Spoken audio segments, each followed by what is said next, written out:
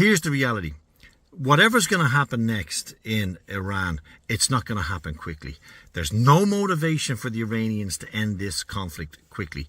They see it as a conflict now that will now regress into a war of attrition, basically, not in military terms, but on economic terms. The Iranians can trade with the Russians, the Chinese, and the Indians, essentially. They can still get oil revenues. There's a rally round the flag effect. As you see, this so-called colour revolution that was happening on the streets of Iran, where we're told 30,000, 50,000, 300,000, 3 million people were killed by the regime. Oh, bullshit, of course. The only independent numbers say that probably 3,000 people died in that conflict on the streets. That's between both sides.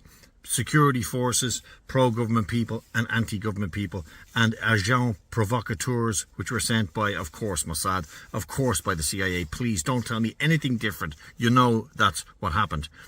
Here's the reality. It's now a war of attrition, but economic attrition. And here's the big problem. I'll get back to my point, which was going to be my final point about what the big issue here is. The big issue here is this. In the Oval Office, Donald Trump knows this is getting bad. He's facing pressure on an economic front. He's facing pressure at the petrol pump in the United States of America. He's also facing very low approval ratings, and he's facing the midterm elections. Now, what do you do? Can Donald Trump send out a post on Truth Social and say, oh, it's all over, we're coming home, turn everything around and head back to the United States of America after depleting all the weapons, after keeping the sailors at sea for so long? There's damage here, big time damage for him if he does that. This has to be finished in some way.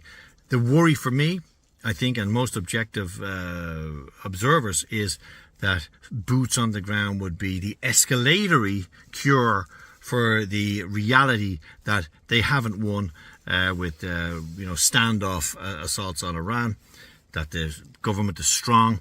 It's not a vertical government now, it's a horizontal government. Basically, the country has been run by the Revolutionary Guard Corps because the political movement has been decapitated somewhat.